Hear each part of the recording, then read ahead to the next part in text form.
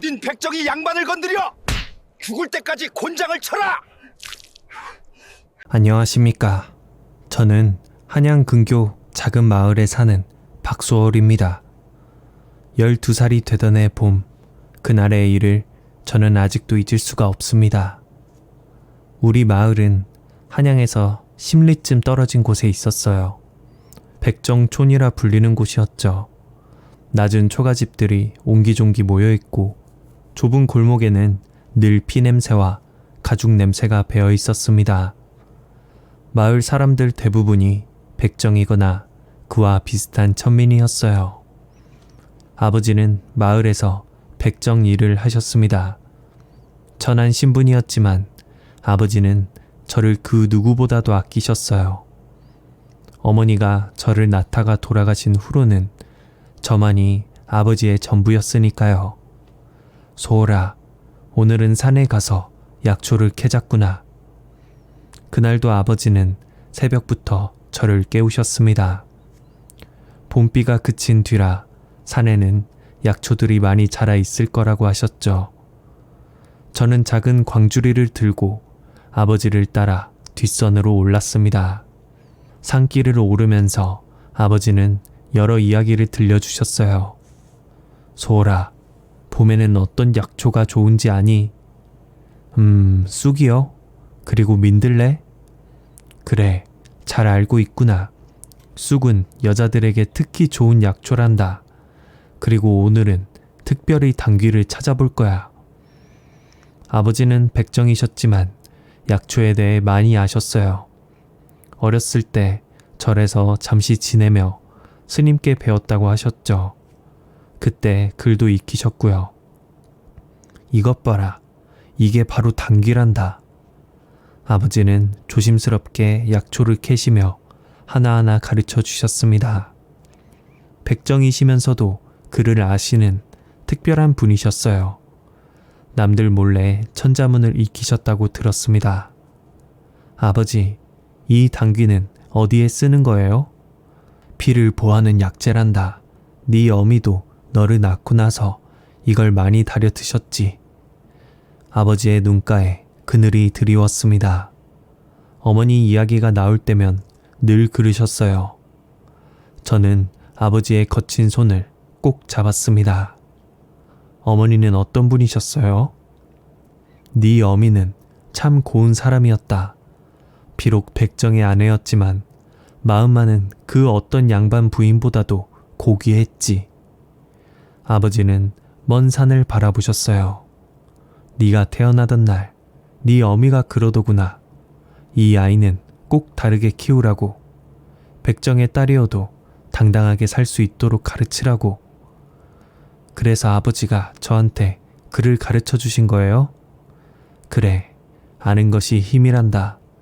네가 글을 알고 약초를 알면 언젠가는 이 천한 신분에서 벗어날 수도 있을 거야.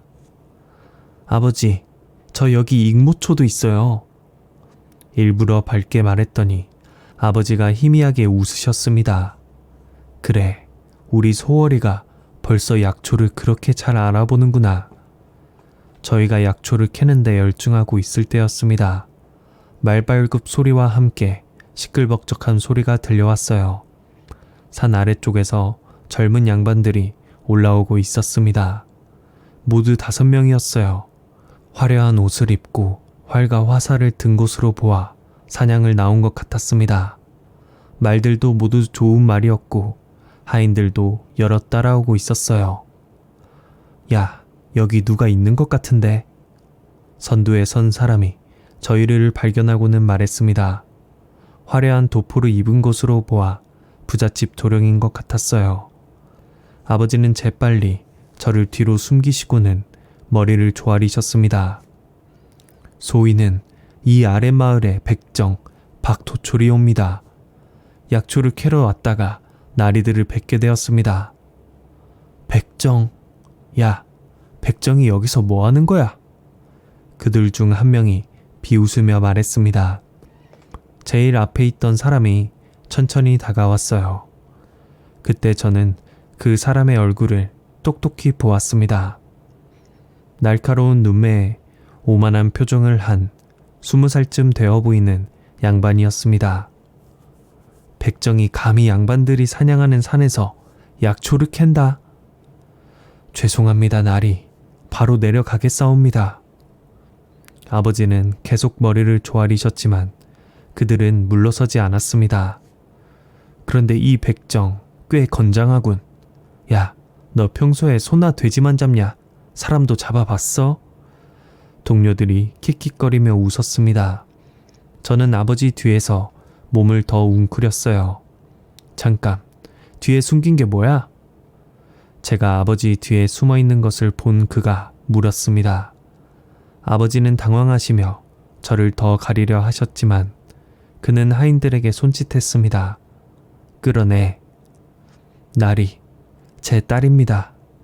아직 어린 아이입니다. 제발. 하인들이 저를 끌어내자 아버지는 무릎을 꿇으셨습니다. 저는 무서워서 떨고 있었어요. 오, 백정 주제에 딸을 곱게 키웠구나. 얼굴이 제법이네. 그 양반이 제 턱을 들어 올리려 하자 아버지가 갑자기 일어나셨습니다. 나리, 제발 제 딸만은. 뭐? 백정이 감히 양반 앞에서 고개를 들어? 그의 얼굴이 순식간에 일그러졌습니다. 여봐라, 이 무례한 놈을 당장 곤장을 쳐라. 나리, 잘못했습니다. 죽을 죄를 지었습니다. 아버지는 다시 엎드려 빌었지만 그들은 이미 흥이 났는지 웃으며 구경거리로 삼았습니다. 백정이 양반을 거역하면 어떻게 되는지 본때를 보여줘야겠군. 20대만 때려라. 아버지. 제가 소리쳤지만 하인들은 이미 아버지를 붙잡고 있었습니다. 곤장이 아버지의 등에 내리칠 때마다 둔탁한 소리가 났어요. 1대, 2대. 아버지는 이를 악물고 신음도 삼키셨습니다. 아버지, 안 돼요. 제발 그만해 주세요. 저는 울며 그 양반에게 매달렸지만 그는 저를 거칠게 밀쳐냈습니다. 시끄럽다. 백정년이 감히 내 옷자락에 손을 대. 그가 저를 발로 차려는 순간 동료 중 한 명이 말렸습니다. 도현, 그만해. 애잖아. 백정의 새끼가 무슨 애야. 20대를 다 맞고 나서야 그들은 산을 내려갔습니다. 떠나면서 그 양반이 말했어요. 내가 누군지 알아? 김진사댁 장남 김도현이다. 감히 나를 거역한 것을 후회하게 될 거다. 김도현. 저는 그 이름을 가슴 깊이 새겼습니다. 아버지는 피투성이가 되어 쓰러져 계셨어요. 등이 완전히 찢어져 뼈가 보일 정도였습니다. 저는 울면서 아버지를 부축해 겨우 집으로 모셨습니다. 등이 터져 피가 계속 흘렀고 상처에서는 고름이 나왔습니다. 아버지, 제발 정신 차리세요. 저는 알고 있는 모든 약초를 다 써가며 아버지를 치료하려 했지만 상처는 점점 더 깊어져 갔습니다. 마을 사람들은 백정이라며 도와주지도 않았어요. 같은 백정들조차 김진사댁을 무서워해서 가까이 오지 않았습니다. 밤새 아버지 곁을 지키며 상처를 닦고 약을 발랐지만 열이 계속 올랐어요. 아버지는 헛소리를 하기 시작했습니다. 소월아, 미안하다. 아비가 못나서. 아니에요, 아버지. 아버지는 최고예요. 제발 포기하지 마세요. 사흘째 되던 날 새벽, 아버지가 희미하게 눈을 뜨셨습니다. 소월아, 아버지, 제가 여기 있어요. 미안하다. 너를 두고 가게 되어서. 아니에요, 아버지. 그런 말씀 마세요. 아버지는 떨리는 손으로 제 머리를 쓰다듬으셨어요. 소월아, 세상이 우리를 천하게 볼지라도 너는 절대 스스로를 천하게 여기지 마라. 사람은 다 똑같이 귀한 거란다. 네, 아버지. 그리고 하늘은 보고 있다. 언젠가는 정의가 바로 설 날이 올 거야. 그것이 아버지의 마지막 말씀이었습니다. 아버지는 제 손을 잡은 채로 숨을 거두셨어요. 저는 아버지의 차가워진 손을 붙잡고 하염없이 울었습니다. 12살의 저는 그렇게 이 세상에 혼자 남게 되었습니다. 아버지가 돌아가신 후 저는 마을에서도 쫓겨났습니다. 백정의 딸을 거둬줄 사람은 아무도 없었어요. 겨우 아버지를 묻고 나서 저는 보따리 하나만 들고 마을을 떠났습니다. 아버지의 무덤 앞에서 마지막 인사를 드렸어요. 아버지, 저 이제 가요. 어디로 갈지는 모르겠지만 살아남을게요. 아버지가 가르쳐 주신 대로 당당하게 살게요. 무덤가에는 제가 심은 작은 들꽃이 피어 있었습니다. 아버지가 좋아하시던 꽃이었어요. 마을을 떠나면서 뒤돌아보니 우리가 살던 작은 초가집이 보였습니다. 이제는 주인 없는 빈집이 되어버렸죠. 마을 사람들은 멀리서 저를 지켜보기만 할 뿐 아무도 다가오지 않았어요. 백정의 딸이 혼자 어디 가겠다고. 김진사 댁에 찍힌 집안이니 가까이 하면 우리도 화를 입어. 수군거리는 소리가 들렸지만 저는 고개를 들고 걸었습니다. 아버지가 그러셨잖아요. 스스로를 천하게 여기지 말라고. 어디로 가야 할지 몰라 무작정 걸었어요. 해가 질 무렵 발이 부르트고 배가 고파서 더는 걸을 수가 없었습니다. 길가에 주저앉아 보따리를 열어보니 아버지가 남기신 물건들이 있었어요. 낡은 천자문책, 약초를 담던 작은 주머니, 그리고 어머니의 비녀 하나. 어머니, 비녀를 만지며 울었습니다. 이제 정말로 혼자가 된 거예요. 며칠을 굶으며 걷다가 한양으로 가는 큰 다리에 도착했습니다. 청계천에 놓인 큰 다리였는데 그 밑에는 저처럼 갈 곳 없는 거지들이 모여 있었어요. 어린 것이 여기는 어쩐 일이냐? 나이 든 거지 할머니가 물었습니다. 할머니의 얼굴은 주름투성이었지만 눈빛은 따뜻했어요. 갈 곳이 없어요. 또 하나 늘었구나. 요즘 세상이 하도 험해서 이런 어린 것들이 자꾸 늘어. 할머니는 저를 다리 밑 한 구석으로 데려갔습니다. 거기에는 낡은 가마니와 헝겊들이 쌓여 있었어요. 여기서 자면 된다. 낮에는 저 위로 올라가서 국어를 해야 해. 할 수 있겠니? 고개를 끄덕였습니다. 살기 위해서는 무엇이든 해야 했으니까요. 그렇게 다리 밑에서의 생활이 시작되었습니다. 낮에는 지나가는 사람들에게 손을 벌리고 밤에는 다리 밑에서 추위에 떨며 잠을 청했어요. 처음 국어를 하던 날이 기억납니다. 다리 위에 앉아 지나가는 사람들에게 손을 내밀었지만 대부분은 그냥 지나쳐 갔어요. 어떤 사람들은 더러운 것을 보듯 인상을 찌푸리며 피해갔죠. 저리 가. 더러운 거지가 길을 막고 있네. 한 양반이 지팡이로 저를 때리려 하자 재빨리 피했습니다. 하루 종일 구걸해도 겨우 몇 푼을 얹을 뿐이었어요. 그것도 운이 좋은 날이었죠. 대부분은 빈손으로 돌아왔습니다. 그래도 포기하지 않았어요. 가끔 산에 올라가 약초를 캐어 팔기도 했습니다. 아버지에게 배운 것이 그나마 도움이 되었죠. 아저씨, 이거 감초예요. 목 아프실 때 다려 드시면 좋아요. 거지가 약초를 안다고? 네, 아버지가 가르쳐 주셨어요. 어떤 날은 운이 좋아서 약초를 꽤 비싸게 팔기도 했습니다.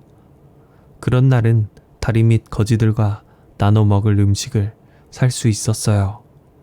다리 밑에는 저마다 사연을 가진 사람들이 있었습니다. 전쟁으로 가족을 잃은 할아버지, 주인에게 쫓겨난 노비, 병든 아이를 데리고 온 어머니, 모두가 세상에서 버림받은 사람들이었죠. 그 중에서도 저를 특별히 돌봐주신 분이 있었어요. 다리 밑에 우두머리 격인 김서방이라는 사람이었습니다. 한쪽 다리를 절었지만 마음은 누구보다 따뜻했어요. 소월이, 너는 글을 아냐? 네, 아버지가 천자문을 가르쳐 주셨어요.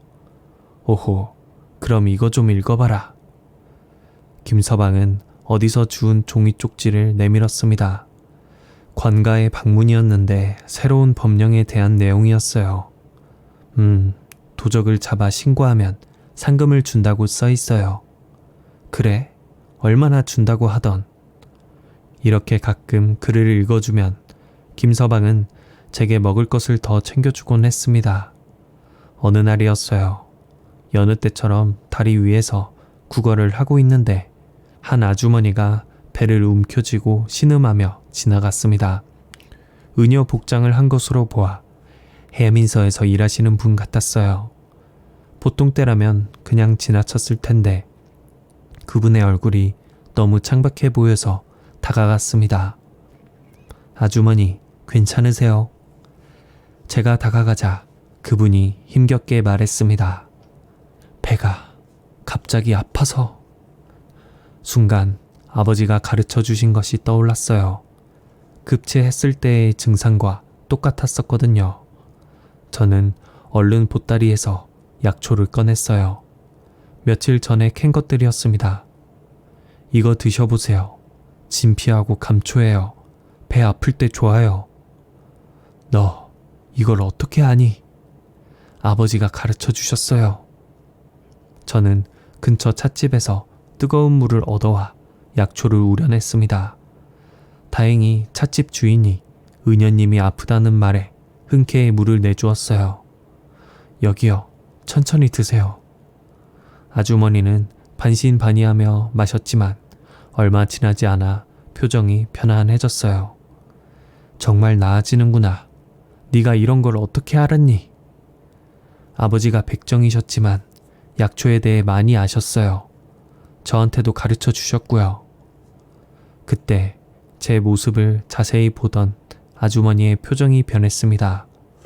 더러운 옷에 헝클어진 머리, 그리고 말라 비틀어진 몸을 보고 뭔가 느끼신 것 같았어요. 너 혹시 혼자니? 네, 아버지가 돌아가셨어요. 집은? 없어요. 저기 다리 밑에서 지내요. 아주머니의 눈빛이 달라졌습니다. 저를 자세히 살펴보시더니 물었어요. 너 해민서에서 은여 수업을 받아볼 생각 없니? 저 같은 천민도 되나요? 은여는 원래 천민 중에서 뽑는 거란다. 재능이 있으면 되는 거야. 믿을 수 없었어요. 거지인 제가 은여가 될 수 있다니. 하지만 제가 정말 할 수 있을까요? 방금 네가 한 것을 봐라. 약초를 알아보고 증상을 파악하고 적절한 처방을 했잖니. 이미 기본은 되어 있어. 아주머니는 일어서시며 말했습니다. 내일 아침에 여기로 와라. 내가 데리러 올게. 아, 나는 해민서의 정씨 은여라고 한다. 정말이세요? 그래, 단 쉽지 않을 거야. 각오는 되어 있니? 저는 힘차게 고개를 끄덕였습니다. 아버지가 늘 말씀하셨죠. 아는 것이 힘이라고. 이제 그 힘을 얻을 기회가 온 거예요. 그날 밤 다리 밑으로 돌아가서 김서방에게 이야기했습니다. 정말이냐? 네가 은여가 된다고. 네, 내일 데리러 오신대요. 잘 됐구나. 정말 잘 됐어. 너는 똑똑하니까 분명 잘할 거야. 다른 거지들도 축하해 주었습니다. 비록 짧은 시간이었지만 이들도 저에게는 가족 같은 존재였어요. 나중에 은여가 되면 우리도 가끔 치료해주라. 그럼요, 꼭 그럴게요. 그날 밤은 잠이 오지 않았습니다. 설렘과 두려움이 뒤섞여 있었어요. 하지만 저는 단순히 은여가 되고 싶어서 이 기회를 잡은 것이 아니었습니다. 가슴속 깊은 곳에는 김도연이라는 이름이 새겨져 있었고 언젠가는 그에게 아버지의 원수를 갚겠다는 다짐이 불타고 있었으니까요. 은여가 되면 양반들을 만날 기회도 생길 거예요. 어쩌면 김도연을 다시 만날 수도 있겠죠. 그때를 위해 저는 더 강해져야 했습니다. 다음날 아침 정씨 은여님이 정말로 오셨습니다. 깨끗한 옷을 한 벌 가져오셨어요. 이걸 입고 가자. 해민서에 더러운 모습으로 갈 수는 없으니까. 저는 난생 처음으로 깨끗한 옷을 입었습니다. 거울은 없었지만 뭔가 달라진 것 같았어요. 이제 가자. 새로운 삶이 기다리고 있어. 정씨 은여님의 손을 잡고 다리를 떠나면서 저는 마음속으로 다짐했습니다. 아버지, 보고 계시죠? 저 이제 더 강해질 거예요. 그리고 언젠가는 꼭. 복수의 길은 이제 시작이었습니다. 해민서에 들어간 첫날을 잊을 수 없습니다. 크고 깨끗한 건물, 하얀 옷을 입은 은여들, 그리고 약재 냄새가 가득한 곳이었어요. 정씨 은여님이 저를 큰 마당으로 데려가셨습니다. 그곳에는 이미 많은 은여들이 모여 있었어요. 모두들 저를 신기하게 쳐다봤습니다. 이 아이가 새로 들어온 수습 은여다. 이름이 뭐니? 수인여 한씨가 물으셨습니다. 키가 크고 마른 체격에 날카로운 눈매를 가진 분이었어요. 박소월입니다. 나이는 12살입니다. 출신은 잠시 망설였지만 숨길 수 없는 일이었죠. 백정의 딸입니다. 순간 웅성거리는 소리가 들렸습니다. 다른 수습 은여들이 수군거렸어요. 백정이라니. 그런 천한 것이 어떻게 여기에. 수인여 한씨가 손을 들어 조용히 시켰습니다. 해민서에서는 출신을 따지지 않는다. 하지만 그만큼 더 열심히 해야 한다. 알겠나? 네, 명심하겠습니다. 좋아, 혜란아. 이 아이를 네 방으로 데려가 안내해 주어라. 혜란이라는 은여가 앞으로 나왔습니다. 저보다 2~3살 많아 보이는 소녀였어요. 둥근 얼굴에 순한 인상을 가지고 있었죠. 따라와. 혜란이를 따라 숙소로 갔습니다. 작은 방 하나에 4명이 함께 쓰는 곳이었어요. 이미 2명의 은여가 있었습니다. 얘가 새로운 수습 은여야. 잘 지내보자. 한 명은 시큰둥하게 쳐다보고는 돌아 누웠고, 다른 한 명은 대놓고 적대감을 드러냈어요. 백정 딸이라며 여기서 피냄새 나게 하지 마. 미안하지만 나는 피냄새 같은 거 안 나. 제가 당당하게 대답하자 그 은여는 코웃음을 쳤습니다. 헤, 두고 보자. 전날부터 시련이 시작되었어요. 다른 수습 은여들은 저를 무시했고 때로는 대놓고 괴롭히기도 했습니다. 밥을 먹을 때도 따로 앉아야 했고 수업 시간에는 아무도 짝이 되어주지 않았어요. 침술 연습을 할 때는 서로 짝을 지어 연습하는데 저는 늘 혼자 제 다리에 침을 놓아야 했죠. 야, 백정딸, 여기서 뭐 하는 거야? 피냄새 나니까 가까이 오지 마. 처음에는 울고 싶었어요. 하지만 아버지의 마지막 말씀을 떠올리며 이를 악물었습니다. 스스로를 천하게 여기지 말라고 하셨잖아요. 저는 누구보다 열심히 공부했습니다. 새벽에 일어나 약재를 정리하고 밤 늦게까지 의서를 읽었어요. 의서를 읽는 것은 쉽지 않았습니다. 아버지께 천자문만 배웠을 뿐 어려운 한자는 몰랐거든요. 하지만 포기하지 않았어요. 모르는 글자가 나오면 하나하나 찾아가며 익혔습니다. 소월아, 왜 그렇게 늦게까지 공부하니? 어느 날 밤 혜란이가 물었어요. 혜란이는 그나마 저에게 잘 대해주는 유일한 아이였습니다. 모르는 게 너무 많아서요. 다른 아이들은 이미 다 아는 것 같은데. 다들 어릴 때 은여 수업을 받은 애들이야. 너무 조급해하지 마. 하지만 있잖아. 너는 약초에 대해서는 우리보다 더 잘 알잖아. 오늘 수업 시간에도 선생님이 놀라셨어. 맞았어요. 약초학 시간에 제가 약재의 성질과 효능을 줄줄 외우자 선생님도 놀라셨죠. 그건 아버지께서 가르쳐 주신 거예요. 그것도 실력이야. 자신감을 가져. 혜란이의 격려가 큰 힘이 되었습니다.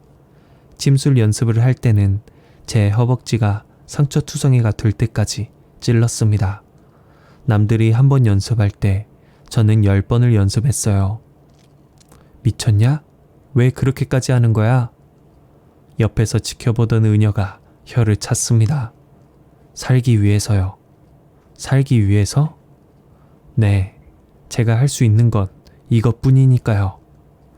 반은 진실이었고 반은 거짓이었습니다. 저는 살기 위해서, 그리고 복수를 위해서 의술을 배우고 있었으니까요. 한 달쯤 지났을 때 첫 번째 시험이 있었습니다. 약재를 구별하고 그 효능을 설명하는 시험이었어요. 다른 수습 은여들은 긴장한 표정이었지만 저는 자신이 있었습니다. 이건 어릴 때부터 아버지께 배운 것이니까요. 이것은 무엇이냐? 시험관이 마른 약재 하나를 들어 보였습니다. 백출입니다. 비장을 튼튼하게 하고 습을 제거하는 효능이 있습니다. 그럼 이것은 천궁입니다. 혀를 순환시키고 풍을 제거합니다. 두통에 특히 효과가 좋습니다. 시험관의 표정이 점점 놀라움으로 바뀌었습니다. 제가 모든 약재를 정확히 알아맞히고 효능까지 상세히 설명했으니까요. 훌륭하다. 너는 정말 약재에 대해 잘 알고 있구나. 시험 결과 저는 최고점을 받았습니다. 그날부터 다른 은여들이 저를 보는 눈이 조금씩 달라지기 시작했어요. 시간이 지나면서 저의 노력은 조금씩 인정받기 시작했어요. 특히 약재를 다루는 솜씨는 다른 은여들보다 뛰어났습니다. 아버지께 배운 것이 큰 도움이 되었죠. 소울아, 네가 만든 탕약이 제일 잘 듣는다. 환자들이 저를 찾기 시작했고 수의녀님들도 저를 주목하기 시작했어요. 하지만 저의 진짜 관심사는 따로 있었습니다. 바로 독약과 해독이었어요. 틈만 나면 독이 있는 약재들을 공부했고 그것을 중화시키는 방법을 연구했습니다. 의서 중에서도 특히 독경이라는 책을 자주 읽었어요. 각종 독의 종류와 증상, 그리고 해독법이 자세히 나와 있었죠. 부자는 맹독이지만 적절히 사용하면 한랭한 병을 치료할 수 있다. 밤마다 이런 내용을 외우며 공부했습니다. 언젠가 필요한 날이 올 거라고 생각했거든요. 소월이, 너는 왜 자꾸 독약책만 보니? 어느 날 한씨 수의녀님이 제 방에 찾아오셨어요. 제가 독경을 읽고 있는 것을 보신 거죠. 모든 약은 독이 될 수 있고 모든 독은 약이 될 수 있다고 들었습니다. 둘 다 잘 알아야 진정한 은여가 될 수 있을 것 같아서요. 그럴듯한 말이구나. 하지만 독을 다루는 건 위험한 일이다. 조심해야 해. 네, 명심하겠습니다. 수의녀님이 돌아서시면서 작게 중얼거리는 소리가 들렸어요. 저 아이의 눈빛이 불안하구나. 예리한 분이셨어요. 제 마음속에 깊은 곳에 숨겨진 복수심을 어렴풋이 느끼신 것 같았습니다. 하지만 저는 멈출 수 없었어요. 김도연에게 복수하려면 더 많이 배워야 했으니까요. 5년이란 시간이 흘렀습니다. 17살이 된 저는 이제 혜민서에서 가장 뛰어난 은여 중 한 명이 되었어요. 짐술, 맥집기, 약재 조제, 모든 분야에서 두각을 나타냈죠. 특히 응급 상황에서의 대처 능력은 타의 추종을 불허했습니다. 독에 중독된 환자를 살려낸 적도 여러 번 있었어요. 소월이는 정말 특별한 재능이 있어. 동료 의녀들도 이제는 저를 인정했습니다. 백정의 딸이라는 편견을 실력으로 극복한 거죠. 그리고 드디어 기회가 왔습니다. 왕실 의녀를 뽑는 시험이 있다는 소식이 들려온 거예요. 소월아, 너도 응시해보거라. 한시 수인여님이 말씀하셨습니다. 평소와 달리 따뜻한 눈빛이었어요. 네가 비록 출신은 미천하나 실력만큼은 누구에게도 뒤지지 않는다. 좋은 기회가 될 거야. 감사합니다, 스승님. 저는 깊이 절했습니다. 왕실 의녀가 된다면 김도연에게 접근할 수 있는 길이 열릴지도 모른다는 생각에 가슴이 뛰었어요. 시험 준비를 하면서도 저는 김진사댁에 대한 정보를 모았습니다. 김도연은 이제 정삼품 당상관이 되어 있었고 부인과 3명의 자식이 있다는 것도 알게 되었어요. 기다려라, 김도연. 내가 곧 갈게. 시험날이 밝았습니다. 전국에서 모인 의녀들 사이에서 저는 당당히 실력을 발휘했어요. 특히 응급상황 대처 시험에서는 단연 돋보였습니다. 결과는 합격이었습니다. 17의 나이로 왕실 의녀가 된 거예요. 이제 진짜 복수가 시작될 수 있었습니다. 궁궐에 들어간 첫날, 저는 그 웅장함에 압도되었습니다. 높은 담장, 화려한 정각들, 그리고 엄숙한 분위기. 하지만 저에게는 이 모든 것이 복수를 위한 무대일 뿐이었어요. 새로 온 의녀들은 이쪽으로. 상국님의 안내를 따라 내의원으로 갔습니다. 그곳에서 왕실 의녀로서의 규칙과 예절을 배웠어요. 왕실 의녀는 단순히 의술만 잘해서는 안 된다. 예의와 품위를 갖춰야 하고 무엇보다 입이 무거워야 한다. 알겠느냐? 예, 명심하겠습니다. 처음 몇 달은 수습 기간이었습니다. 주로 약재를 다듬고 탕약을 다리는 일을 했어요. 하지만 저는 불평 한마디 없이 성실히 일했습니다. 그러던 어느 날 중전 마마가 갑자기 쓰러지셨다는 소식이 들려왔어요. 의녀들은 모두 중궁전으로. 상궁님들이 허둥지둥 뛰어다녔습니다. 저도 다른 의녀들을 따라 중궁전으로 달려갔어요. 중전 마마는 안색이 창백하고 식은땀을 흘리고 계셨습니다. 어이들이 진맥을 하고 있었지만 뚜렷한 병인을 찾지 못하는 것 같았어요. 열은 없고 맥도 정상인데 이상하군. 어이들이 고개를 갸웃거리고 있을 때 저는 중전 마마의 손톱 색깔이 이상한 것을 발견했습니다. 약간 푸른빛을 띠고 있었어요. 설마. 저는 조심스럽게 나섰습니다. 어이나리, 죄송하지만 제가 한번 살펴봐도 되겠습니까? 뭐? 수습 의녀가 감히? 잠깐만. 옆에 있던 상국님이 말했습니다. 이 아이가 해민서에서 가장 뛰어났다는 박소월이에요. 한번 보게 해주세요. 어이가 마지못해 비켜섰습니다. 저는 중전마마의 맥을 짚고 눈동자와 혀를 살폈어요. 그리고 확신했습니다. 부자 중독입니다. 뭐라고? 극소량의 부자가 음식에 섞여 있었던 것 같습니다. 당장 감두탕을 다려드려야 합니다. 저는 재빨리 약재를 준비했습니다. 감초, 흑두, 그리고 여러 해독 약재들을 정확한 비율로 배합했어요. 탕약을 다 달인 후 중전 마마께 올렸습니다. 처음에는 반신반의하던 어이들도 중전 마마의 안색이 돌아오는 것을 보고는 놀랐어요. 정말 부자 중독이었구나. 어떻게 알았느냐? 손톱색과 맥의 미세한 변화, 그리고 동공 반응을 보고 판단했습니다. 그날 이후로 저는 중전 마마의 신임을 얻게 되었습니다. 중전 마마는 저를 가까이 두고 싶어 하셨어요. 소월아, 너는 나이는 어리지만 의술이 뛰어나구나. 앞으로 내 곁에서 나를 돌봐다오. 황송하옵니다, 중전 마마. 이렇게 해서 저는 내의원 출입이 자유로워졌고 궁중 행사에도 자주 참석하게 되었습니다. 그리고 드디어 김진사댁에 대한 정보를 본격적으로 수집할 수 있게 되었어요. 김도연은 이제 2조 참의가 되어 있었습니다. 자주 궁궐에 출입했고 왕실 연회에도 참석했죠. 저는 멀리서 그를 지켜보며 복수 계획을 세웠습니다. 아직은 때가 아니야. 좀 더 기다려야 해. 어느 날 궁중 의녀들이 모여 이야기를 나누고 있었어요. 김참희 댁 부인이 요즘 자주 아프다던데. 그래? 무슨 병인데? 원인을 모른대. 어이들도 고개를 절레절레 흔든다더라.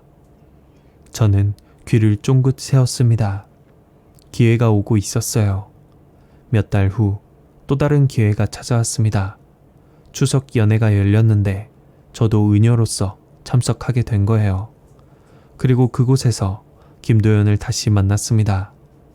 수년 만에 가까이서 본 그는 더욱 거만해 보였습니다. 권세를 얻어 의기양양한 모습이 역겨웠어요. 아버지를 그렇게 죽여놓고도 아무렇지 않게 잘 살고 있구나. 연애 중에 갑작스러운 일이 벌어졌습니다. 김도연의 부인이 갑자기 쓰러진 거예요. 의녀를 불러라. 저는 다른 의녀들과 함께 달려갔습니다. 김도연의 부인은 얼굴이 새파랗게 질려 있었어요. 제가 보겠습니다. 저는 침착하게 진맥을 했습니다. 심장이 불규칙하게 뛰고 있었고 호흡이 가빴어요. 심계항진입니다. 당장 안정시켜야 합니다. 저는 능숙하게 침을 놓고 응급처치를 했습니다.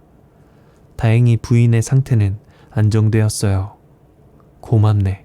자네 이름이 뭔가? 김도연이 물었습니다. 저는 고개를 숙인 채 대답했어요. 박소월이라고 합니다. 박소월, 훌륭한 의녀로군.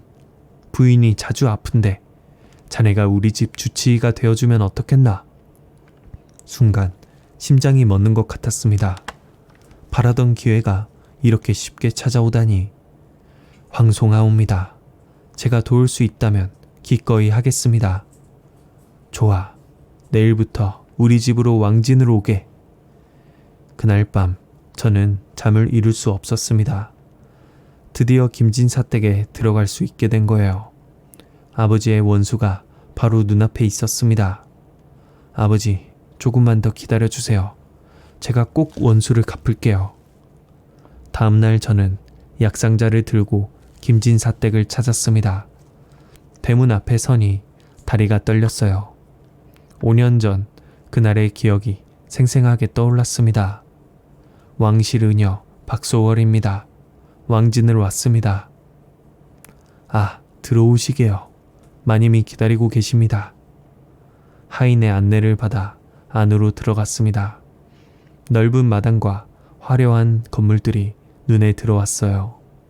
백정이었던 아버지를 죽인 사람이 이렇게 화롭게 살고 있다니 분노가 치밀어 올랐습니다. 김도연의 부인은 안방에 누워 있었습니다. 가까이서 본 그녀는 병색이 완연했어요. 어제는 정말 고마웠어요. 덕분에 목숨을 건졌답니다. 과찬이십니다, 부인. 저는 정중하게 인사하고 진맥을 시작했습니다. 겉으로는 평온했지만 속으로는 복수 계획을 세우고 있었어요. 부인의 병은 심화가 성에서 생긴 것 같습니다. 걱정이 많으신가요? 그게 집안에 걱정거리가 좀 있어서요. 부인은 한숨을 쉬었습니다. 저는 약재를 꺼내며 조심스럽게 물었어요. 제가 도울 수 있는 일이 있다면 말씀해 주세요. 의녀는 환자의 몸뿐만 아니라 마음도 돌봐야 하니까요. 부인은 잠시 망설이다가 입을 열었습니다. 사실 남편이 요즘 동생들과 사이가 좋지 않아요. 재산 문제로 다투고 있거든요. 그래, 이거야. 저는 속으로 쾌재를 불렀습니다. 김진사 댁에 약점을 찾은 거예요. 그날부터 저는 정기적으로 김진사 댁을 드나들었습니다.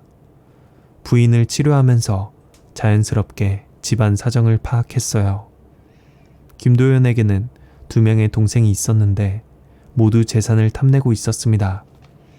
어느 날 김도연을 직접 마주하게 되었어요. 오, 박이녀. 부인 상태는 어떤가? 많이 좋아지고 계십니다, 대감. 그래, 다행이군. 자네 덕분이야. 그는 저를 전혀 알아보지 못했습니다. 당연했죠. 5년 전 백정의 딸이 지금 왕실 은여가 되어 있을 거라고는 상상도 못했을 테니까요. 그런데 대감께서도 안색이 좋지 않으신 것 같습니다. 그런가? 제가 진맥을 해봐도 될까요? 김도연이 팔을 내밀었습니다. 그의 손목을 잡는 순간 아버지의 마지막 모습이 떠올랐어요. 이 손으로 아버지를 죽였구나. 간화가 있으신 것 같습니다. 화를 자주 내시나요? 그럴 수도 있지. 요즘 속 썩이는 일이 많아서. 제가 약을 지어드리겠습니다. 꾸준히 드시면 좋아지실 거예요. 그날부터 저는 김도연의 약도 짓기 시작했습니다. 물론 겉으로는 보약이었지만 실제로는 조금씩 몸을 약하게 만드는 처방이었어요. 당장 티가 나지는 않았지만 시간이 지나면서 서서히 효과가 나타날 거였습니다. 김진사댁을 드나들면서 저는 많은 것을 알게 되었어요. 김도연의 아버지는 원래 평범한 선비였는데 어느 날 갑자기 큰 재산을 모았다는 것. 그 시기가 바로 제 아버지가 돌아가신 때와 비슷했습니다. 설마 불길한 예감이 들었습니다. 저는 조심스럽게 조사를 시작했어요. 그리고 충격적인 사실을 발견했습니다. 김도연이 백정촌을 습격해서 많은 사람을 죽이고 그들의 재산을 빼앗았다는 거예요. 백정들도 나름대로 모은 재산이 있었는데 김도연은 그것을 노리고 습격한 거였습니다. 그리고 첫 번째 희생자가 바로 제 아버지였어요. 단순히 기분이 나빠서 죽인 게 아니었구나. 처음부터 계획된 일이었어. 분노로 몸이 떨렸지만 저는 침착함을 유지했습니다. 이제 복수는 단순히 개인적인 것이 아니었어요. 죄 없이 죽어간 많은 백정들을 위해서라도 김도연을 심판해야 했습니다. 저는 증거를 모으기 시작했습니다. 김진사댁의 장부를 몰래 베껴 적고 하인들의 대화를 엿들었어요. 그리고 김도연의 동생들에게 의심의 씨앗을 뿌리기 시작했습니다. 둘째 도령님도 약이 필요하신 것 같은데요. 왜? 요즘 걱정이 많으신 것 같아서요. 큰 도령님과 무슨 일이 있으신가요? 그놈이... 아니, 아무것도 아니요. 가족 간에 화목한 것이 건강에도 좋은데 혹시 재산 문제로 다투시는 건 아니겠죠? 그런 경우가 참 많거든요. 이런 식으로 조금씩 불화를 조장했습니다. 그리고 가끔씩 장부가 맞지 않는다거나 누군가 재산을 빼돌리는 것 같다 라는 소문을 퍼뜨렸어요. 시간이 지나면서 김진사댁은 점점 어수선했습니다. 형제들 간의 불신이 깊어졌고 서로를 의심하기 시작했어요. 그리고 저는 마지막 한 수를 준비하고 있었습니다. 계절이 바뀌고 또 바뀌어 제가 김진사댁을 드나든 지 3년이 되었습니다. 그동안 저는 천천히 하지만 확실하게 복수의 그물을 조여갔어요. 처음에는 작은 것부터 시작했습니다. 김도연의 약에는 간 기능을 서서히 저하시키는 약재를 조금씩 섞었어요. 당장은 아무 증상이 없지만 몇 년이 지나면 돌이킬 수 없는 상태가 될 거였습니다. 대감, 요즘 어떠세요? 약을 먹고 있는데도 왜 이렇게 피곤한지 모르겠네. 화로하셨나 봅니다. 제가 더 좋은 약을 지어드리죠. 그래, 자네만 믿네. 믿는다. 그 말이 우스웠습니다. 자신을 천천히 죽이고 있는 사람을 믿다니. 김도연의 아버지가 먼저 쓰러졌습니다. 은여, 아버님이 갑자기 쓰러지셨어. 새벽에 급히 불려간 저는 김도연의 아버지를 진찰했습니다. 겉으로는 중풍처럼 보였지만 사실은 제가 오랫동안 약에 섞여 넣은 독 때문이었어요. 즉시 죽지는 않지만 서서히 몸이 마비되는 독이었죠. 중풍이신 것 같습니다. 앞으로 거동이 불편하실 거예요. 그럴 수가. 우리 아버님이. 김도연이 망연자실해했습니다. 저는 속으로 냉소했어요. 이제 시작일 뿐이야. 김도연의 큰아들도 원일 모를 두통에 시달리기 시작했습니다. 머리가 깨질 것 같아요, 은현님. 제가 침을 놓아드리죠. 금세 나아질 거예요. 침을 놓으면서도 저는 특별한 혈자리를 자극했습니다. 당장은 통증이 가시지만 나중에는 더 심한 두통이 찾아올 혈자리였어요. 무엇보다 제가 공을 들인 것은 형제간의 불화였습니다. 어느 날 김도연의 둘째 동생 도준을 따로 만났어요. 도준 도령님, 요즘 안색이 안 좋으세요. 은여가 보기에도 그런가? 사실 요즘 잠이 안 와서. 무슨 걱정거리라도 있으신가요? 도준은 한참을 망설이다가 입을 열었습니다. 형님이. 아니, 됐소. 말씀하세요. 은여는 입이 묵었습니다. 사실 형님이 재산을 독차지하려는 것 같아서 아버님이 쓰러지신 후로 더 심해졌소. 저는 걱정스러운 표정을 지어 보였습니다. 아, 그러시군요. 사실 제가 약을 짓다가 이상한 걸 발견했는데. 이상한 거라니. 장부에 기록된 약재 양과 실제 사용량이 맞지 않더라고요. 누군가 빼돌리는 것 같은데. 아, 제가 괜한 말씀을 드렸네요. 도준의 눈빛이 달라졌습니다. 아니요, 자세히 말해보시오. 제가 확인해본 바는 고가의 약재들이 장부보다 훨씬 많이 소비되고 있었어요. 녹용, 산삼 같은 것들이요. 그런데 실제로 환자분들께 쓰인 양은 얼마 되지 않았거든요. 그럼 나머지는 어디로? 저도 궁금해서 살짝 알아봤는데 대감께서 가끔 약재를 따로 빼가신다고 하더라고요. 어디에 쓰시는지는 모르겠지만. 도준의 얼굴이 불그락푸르락 했습니다. 형님이 약재를 빼돌려서 팔아먹는다는 거요. 아, 제가 그런 말씀을 드린 게 아니라 혹시 다른 용도로 쓰시는 걸 수도. 하지만 의심의 씨앗은 이미 뿌려졌습니다. 도준은 그날부터 형의 일거수일투족을 감시하기 시작했어요. 며칠 후 도준은 다시 저를 찾아왔습니다. 은여, 내가 확인해보니 정말이더군. 형님이 약재를 빼돌리고 있었어. 아, 그러셨군요. 이것 봐. 내가 장부를 대조해봤는데 지난 3년간 빠져나간 약재 값이 1000냥이 넘어. 사실 그 약재들은 제가 환자들을 치료하는 데 썼거나 일부러 장부를 조작한 것이었습니다. 하지만 도준은 이미 형에 대한 분노로 눈이 멀어 있었죠. 그런데 도령님, 혹시 댁의 재산이 예전보다 늘어난 것 같지 않으세요? 무슨 말이오? 제가 듣기로는 10년 전쯤 갑자기 김진사 댁이 부유해졌다고. 도준의 표정이 어두워졌습니다. 그때 형님이 뭔가 큰일을 했다고 들었소. 자세한 건 모르지만 혹시 그때 무슨 일이 있었는지 아세요? 글쎄, 백정촌에서 소동이 있었다는 이야기는 들었는데. 저는 놀란 표정을 지었습니다. 백정촌이요? 혹시...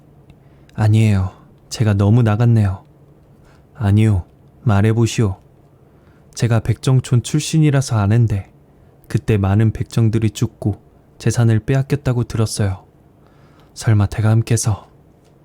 도준의 얼굴이 창백해졌습니다.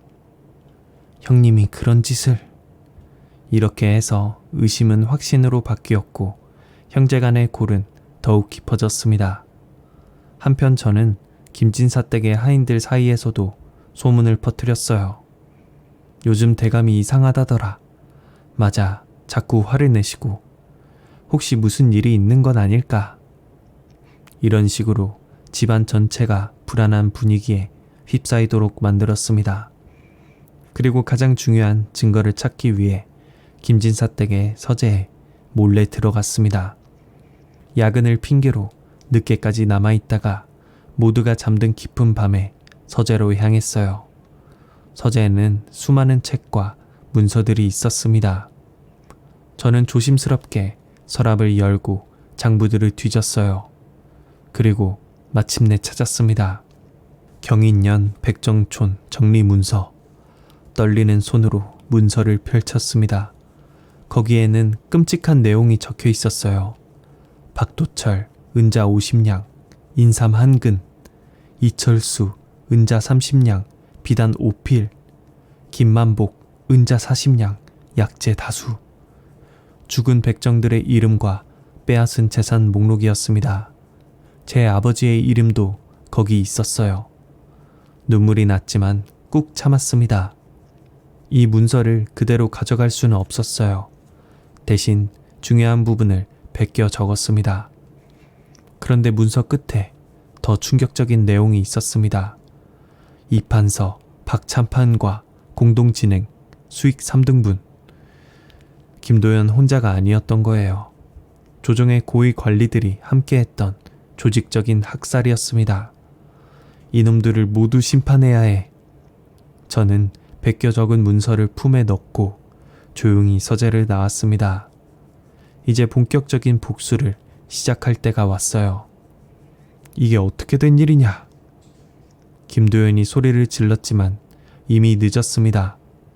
조사관들이 서재를 뒤지기 시작했고 숨겨둔 증거들이 하나둘 발견되었어요. 늙은 마부도 진술했습니다. 술 기운에 겁이 없어진 그는 모든 것을 털어놓았어요. 맞습니다. 대감이 백정들을 죽이고 재산을 빼앗았어요. 저도 봤습니다. 김도연은 체포되었고 국문을 받게 되었습니다. 그의 관직은 삭탈되었고 재산은 몰수되었어요. 김도연이 체포된 후 저는 더 깊은 조사를 시작했습니다. 왕실 의녀의 신분으로 조정 관리들에게 접근하는 것은 어렵지 않았어요. 며칠 후 저는 중전마마를 뵈러 갔습니다. 마마, 김참이댁 사건에 대해 아시나요? 들었다. 네가 그 집안의 주치의였다지. 네, 마마. 그런데 제가 그곳에서 이상한 것을 발견했습니다. 저는 품에서 베껴 적은 문서를 꺼냈습니다. 이것이 무엇이냐? 김도연이 백정촌을 습격하고 재산을 강탈한 기록입니다. 그리고 다른 고위 관리들도 연루되어 있습니다. 중전마마의 표정이 굳어졌습니다. 이판서와 박참판이라. 이것이 사실이란 말이냐? 네, 마마. 제가 직접 확인했습니다. 중전마마는 한참을 생각하시더니 말씀하셨습니다. 이 일은 내가 직접 전하께 아뢰겠다. 너는 조사관들에게 협조해라. 네, 마마. 그날부터 조사는 더욱 철저해졌습니다. 조사를 담당한 관리가 저를 찾아왔어요. 제가 그의 부인의 병을 고쳐준 적이 있어서 호의적이었죠. 은현님, 김도연의 죄상이 생각보다 심각합니다. 얼마나 심각한가요? 백전촌 습격이 한두 번이 아니었어요. 지난 10년간 계속되었다군요. 지난 수년간 계속되었다군요. 저는 충격을 받은 척했지만 사실 어느 정도 예상했던 일이었습니다. 그럼 피해자가 많겠네요. 수십 명이 죽었고 재산 피해도 어마어마합니다. 그런데 이상한 건 김도연 혼자 한 일이 아닌 것 같아요. 무슨 말씀이신가요? 다른 양반들도 연루된 것 같습니다. 김도연이 입을 열지 않아서 확실하지는 않지만 저는 이 기회를 놓치지 않았습니다. 제가 도울 수 있는 일이 있을까요? 김도연 대감을 오래 진료했으니 그의 성정을 잘 알고 있습니다. 정말이요? 그럼 한번 만나보시겠소? 그렇게 해서 저는 옥에 갇힌 김도연을 만나러 갔습니다. 물론 제 정체를 숨긴 채로요. 의금부 감옥은 춥고 어두웠습니다. 한때 권세를 누리던 김도연은 이제 초라한 죄수가 되어 있었어요. 수염은 덥수룩하고 관복 대신 죄수복을 입고 있었죠. 대감, 저예요. 박은여입니다. 김도연이 고개를 들었습니다. 순간 그의 눈에 희망이 반짝였어요. 오, 은여, 이게 무슨 일이오? 나는 억울하오. 대감의 건강이 걱정되어 왔습니다. 약이라도 지어드릴까요? 김도윤은 감격해 했습니다. 자신을 찾아온 사람이 저뿐이었으니까요. 고맙소. 정말 고맙소. 가족들도 모두 나를 버렸는데. 저는 약을 지어주는 척하며 그에게 접근했습니다. 그리고 조금씩 진실을 캐냈어요. 대감, 혹시 다른 분들도 연루된 건 아닌가요? 그분들이 대감을 도와주실 수도. 그놈들이 나를 도와줄 리가 있나? 다들 발뺌하기 바쁘지. 누구로 말씀하시는 건가요? 김도연은 망설이다가 입을 열었습니다. 어차피 끝난 거 같이 죽자는 심정이었나 봐요. 이판서, 박찬판, 그리고 그는 줄줄이 이름을 댔습니다. 모두 조정의 고위 관리들이었어요. 백정촌을 습격하고 재산을 나눠 가진 공범들이었죠. 그들이 먼저 제안했소. 백정들이 모여서 뭔가를 꾸민다고. 미리 제압해야 한다고 했지. 백정들이 뭘 꾸몄다는 거죠? 그를 아는 백정들이 늘어나고 있었소. 그들이 모여서 신분제 개혁을 요구하려 했다더군. 그걸 막아야 한다고. 저는 숨이 막혔습니다. 아버지도 그런 사람 중 하나였구나. 단순한 백정이 아니라 동료들의 권리를 위해 싸우려 했던 선각자였던 거예요. 그래서 학살을 했다는 건가요? 학살이라니. 우리는 반란을 막은 거요. 천한 것들이 감히 양반에게 대들려 했으니. 저는 분노를 억누르며 물었습니다. 그 백정들의 우두머리가 누구였나요? 박도철이라는 자였소. 그를 아는 백정이라니 말도 안 되는. 아버지, 역시 아버지셨구나. 저는 눈물이 날 것 같았지만 꾹 참았어요.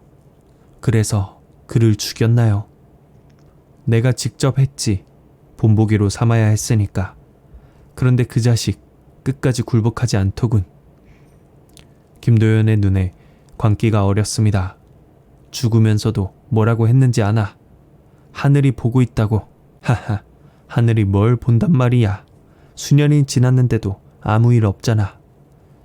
저는 조용히 말했습니다. 하늘이 보고 있었나 봅니다. 그래서 대감이 지금 여기 있는 거겠죠. 김도윤은 멍하니 저를 바라봤습니다. 무슨 말이오? 아무것도 아닙니다. 그저 인과응보라는 게 있나 봐요. 저는 그가 말한 모든 것을 기억했습니다. 그리고 다시 조정에 알렸어요. 김도연이 공범들의 이름을 댔다고요? 네, 제가 약을 지어주며 들은 이야기입니다. 파장은 컸습니다. 조정이 발칵 뒤집혔고 거물급 관리들이 줄줄이 체포되었어요. 이판서는 집에서 자결했고 박찬판은 도망치다가 잡혔습니다. 다른 연루자들도 하나둘 드러났어요. 조사가 계속되면서 더 충격적인 사실들이 밝혀졌습니다. 그들이 죽인 백정은 수백 명에 달했고 빼앗은 재산은 수만 냥이 넘었어요. 이건 단순한 살인이 아니라 조직적인 학살이었군요. 조사관이 탄식하며 말했습니다. 그것도 신분제를 지키기 위해서 말입니다. 저는 아버지와 다른 백정들의 명예가 회복되는 것을 지켜봤습니다. 비록 늦었지만 진실이 밝혀진 거예요. 어느 날 백정촌의 늙은이 한 분이 저를 찾아왔습니다. 당신이 박도철의 딸이오? 네, 맞습니다. 아이고, 이렇게 컸구나. 네 아버지는 정말 훌륭한 분이었다. 늙은이는 눈물을 흘렸습니다. 우리를 위해 싸우다가 돌아가셨지. 이제야 그 원한이 풀렸구나. 어르신은 어떻게 살아남으셨나요? 나는 그날 마을에 없었어. 돌아와 보니 다들 죽어 있었지. 늙은이는 품에서 낡은 책 한 권을 꺼냈습니다. 이거 네 아버지가 쓰던 거다. 간신히 숨겨뒀지. 책을 펼쳐보니 아버지의 글씨가 빼곡했습니다. 백정들의 권리에 대한 생각, 평등한 세상에 대한 꿈이 적혀 있었어요. 모든 사람은 태어날 때부터 평등하다. 신분은 하늘이 정한 것이 아니라 사람이 만든 것이다. 저는 그 책을 가슴에 품고 울었습니다. 아버지는 정말로 시대를 앞서간 분이었어요. 김도연의 집안은 완전히 풍비박산 났습니다. 아버지는 중풍으로 누워만 있고 아들은 두통이 심해져 거의 폐인이 되었어요. 부인은 충격으로 쓰러졌고 동생들은 서로 물고 뜯다가 다 함께 목락했죠. 재산은 모두 몰수되었고 그중 일부는 피해자들에게 돌아갔습니다.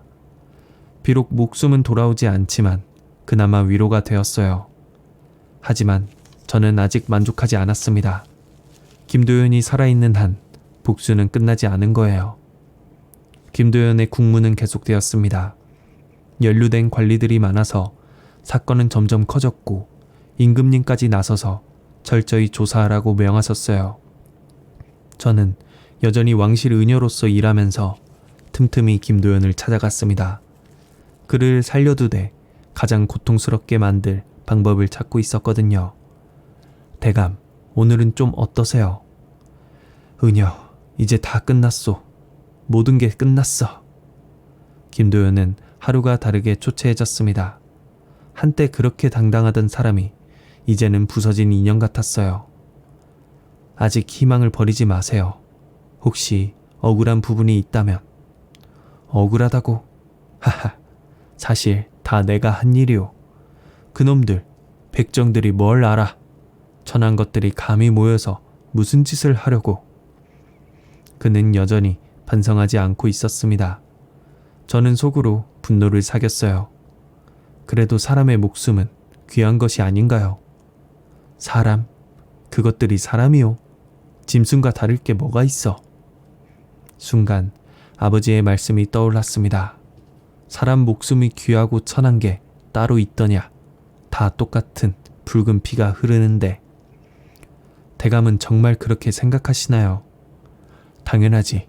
백정은 태어날 때부터 천한 거요. 그게 하늘의 이치야. 저는 더 이상 참을 수 없었습니다. 하지만 아직은 때가 아니었어요.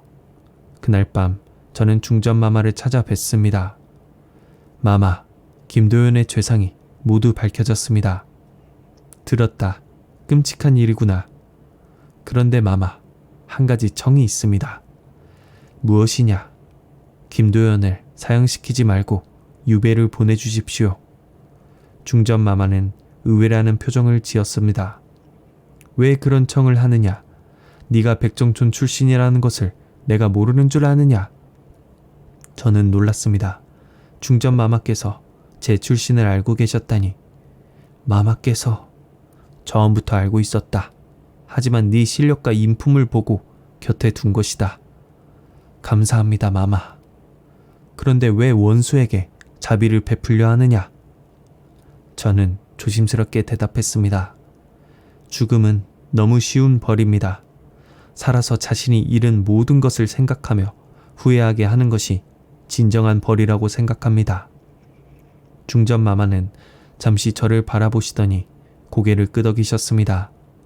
그래, 네 뜻대로 하마.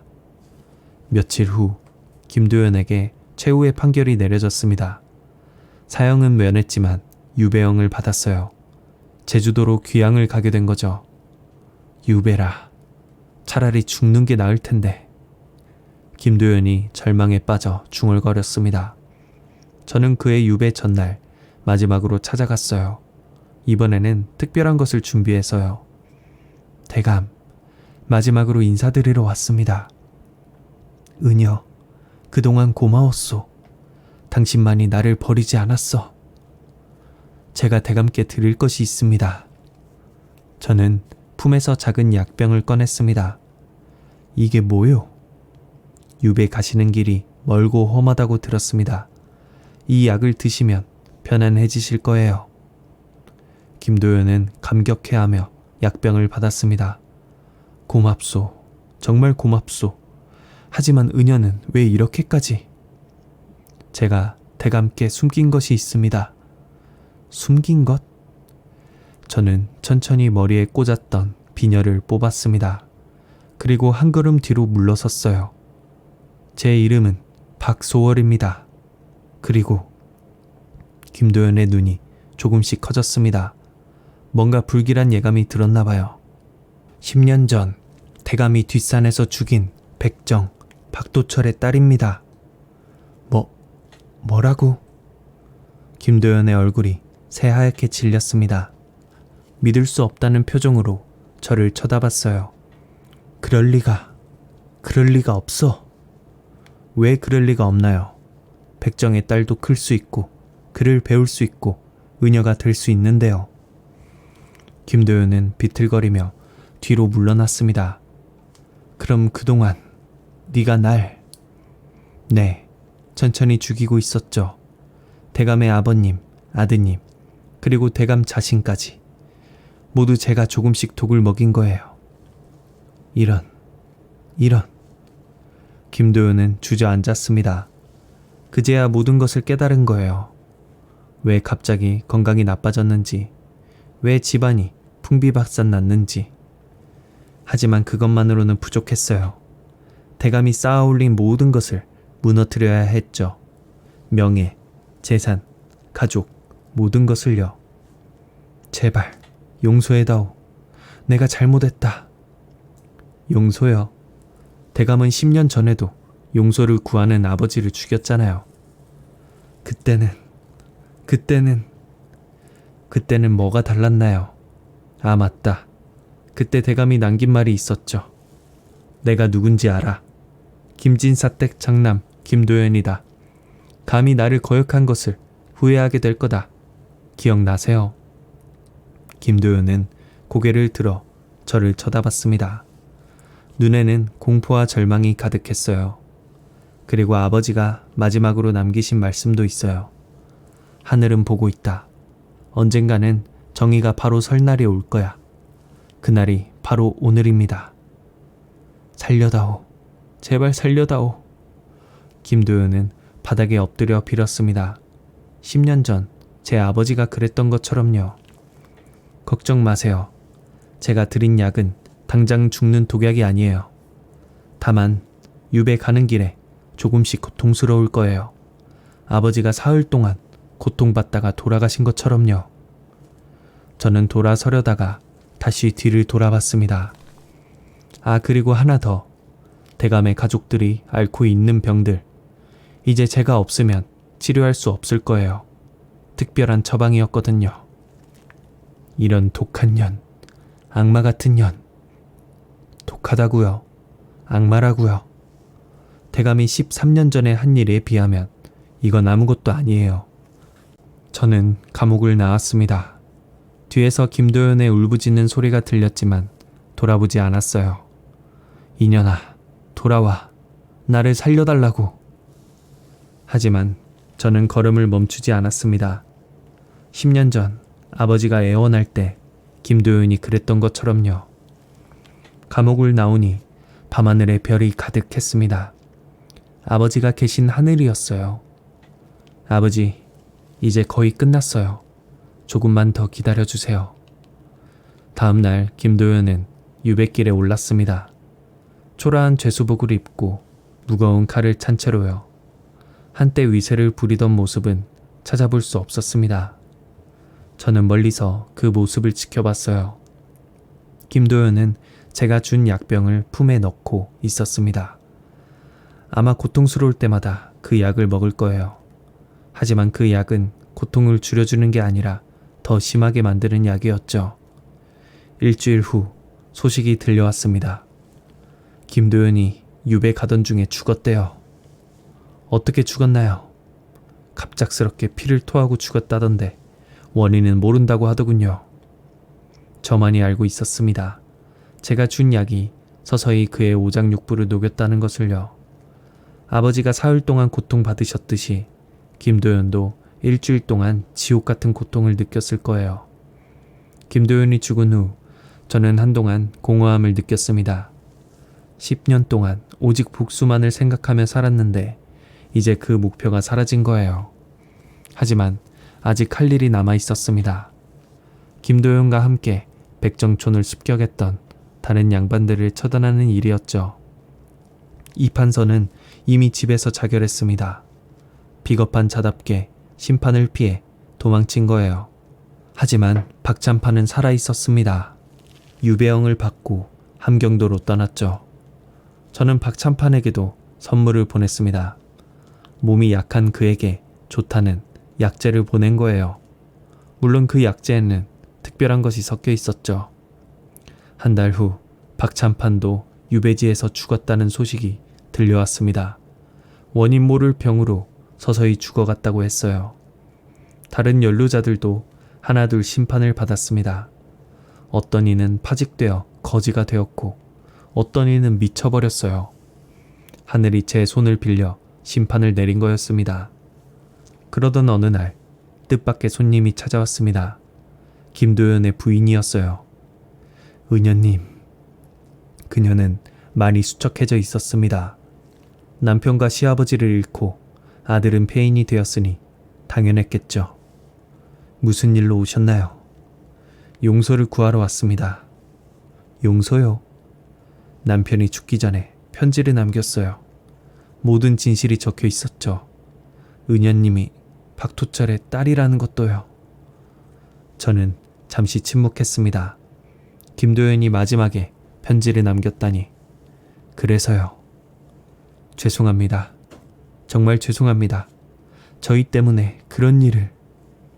부인은 무릎을 꿇었습니다. 저는 그녀를 일으켜 세웠어요. 부인의 잘못은 아니잖아요. 하지만 이미 다 지난 일입니다. 저도 제가 한 일에 대해 후회하지는 않지만 이제는 놓으려고 해요. 부인은 울면서 품에서 뭔가를 꺼냈습니다. 작은 주머니였어요.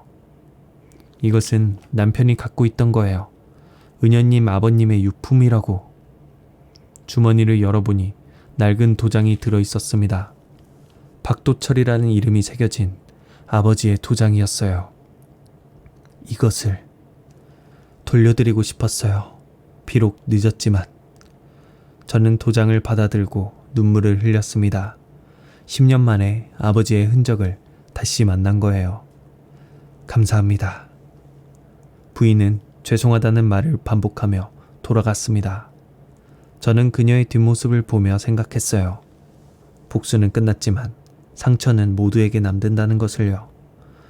그날 밤 저는 오랜만에 편안하게 잠들었습니다. 10년 만에 처음으로 복수를 꿈꾸지 않고 잠든 거예요. 김도연이 죽은 후 저는 한동안 공허함을 느꼈습니다. 어느 날 중전마마께서 저를 부르셨습니다. 소월아, 너는 참 특별한 아이구나. 황송하옵니다, 마마. 네가 김진사 댁을 드나들며 있었던 일을 다 들었다. 그리고 최근에 일어난 일들도. 저는 숨이 막혔습니다. 설마 중전마마께서 다 알고 계신 건가요? 마마, 걱정하지 마라. 나는 너를 벌하려는 게 아니다. 오히려 네가 대단하다고 생각한다. 중전마마는 부드럽게 웃으셨습니다. 때로는 정의를 실현하기 위해 특별한 방법이 필요한 법이지. 특히 이 불공평한 세상에서는 말이다. 마마께서. 나도 여자로 태어나 많은 것을 포기해야 했다. 그래서 네 마음을 조금은 이해할 수 있어. 중전마마는 제 손을 잡으셨습니다. 이제 그만 놓아주렴. 복수는 끝났잖니. 그 말씀에 눈물이 났습니다. 10년 만에 처음으로 누군가가 제 마음을 알아준 거예요. 네, 마마, 이제 놓겠습니다. 그날 밤 저는 아버지의 묘소를 찾았습니다. 오랜만이었어요. 아버지, 다 끝났어요. 아버지를 죽인 자들을 모두 처단했어요.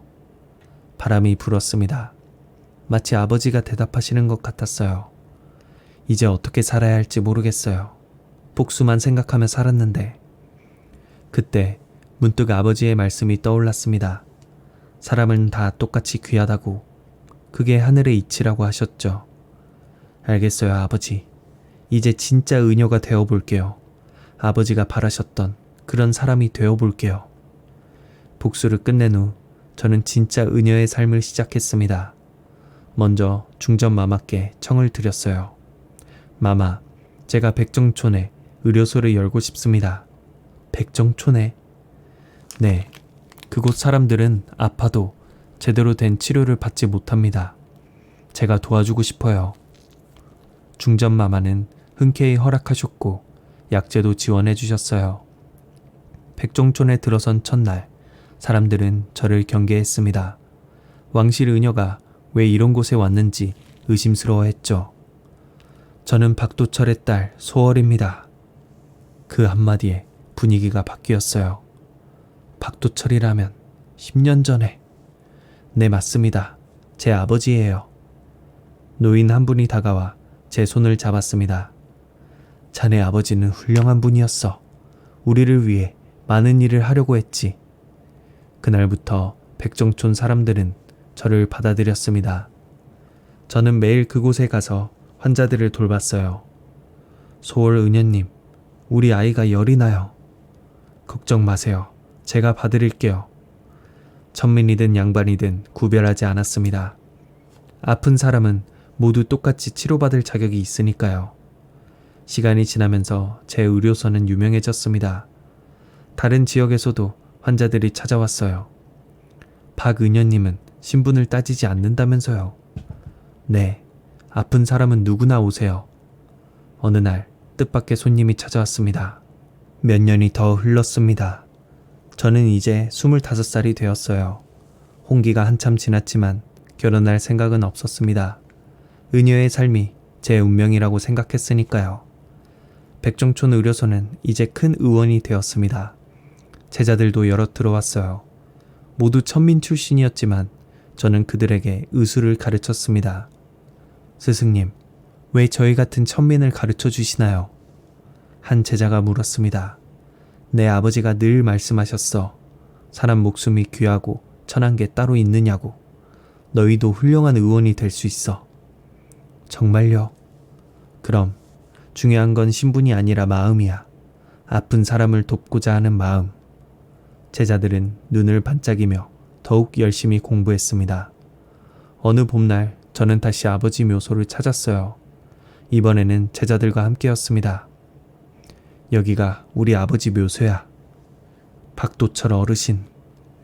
제자들도 아버지의 이야기를 들어 알고 있었습니다. 백정들의 권리를 위해 싸우려다 죽은 분이라고요. 아버지, 제가 이제 제대로 살고 있는 것 같아요. 아버지가 꿈꾸셨던 세상, 모든 사람이 평등한 세상을 만들기 위해 노력하고 있어요. 바람이 불었습니다. 이번에는 따뜻한 봄바람이었어요. 아직 갈 길이 멀지만 포기하지 않을게요. 아버지가 저에게 가르쳐 주신 것처럼 저도 다른 사람들에게 가르칠게요. 무덤 앞에 꽃을 놓고 돌아서는데 한 제자가 물었습니다. 스승님, 행복하세요? 저는 잠시 생각했습니다. 복수로 얼룩진 시간들, 그리고 지금의 평화로운 나날들. 행복해. 이제야 진짜 살아있는 것 같거든. 정말이었습니다. 복수를 위해 살 때는 늘 마음이 무거웠는데 이제는 가벼웠어요.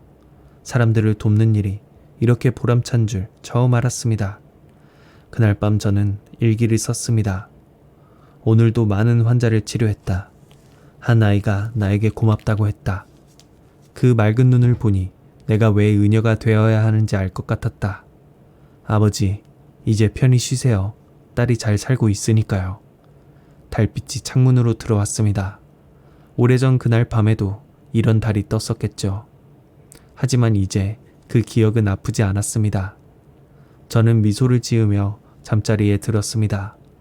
내일도 많은 환자들이 기다리고 있을 테니까요. 이것이 제 이야기입니다. 백정의 딸로 태어나 복수를 꿈꾸던 소녀가 진정한 의녀가 되기까지의 이야기요. 하늘은 정말로 보고 있었습니다. 그리고 정의는 비록 늦었지만 결국 이루어졌어요. 이제 저는 또 다른 꿈을 꿉니다. 언젠가는 정말로 모든 사람이 평등한 세상에 올 거라는 꿈을요. 그날이 올 때까지 저는 계속 이 자리에서 아픈 사람들을 돌볼 것입니다. 그것이 제가 아버지께 드릴 수 있는 최고의 효도이자 이 세상에 남길 수 있는 가장 값진 흔적이라고 믿으니까요.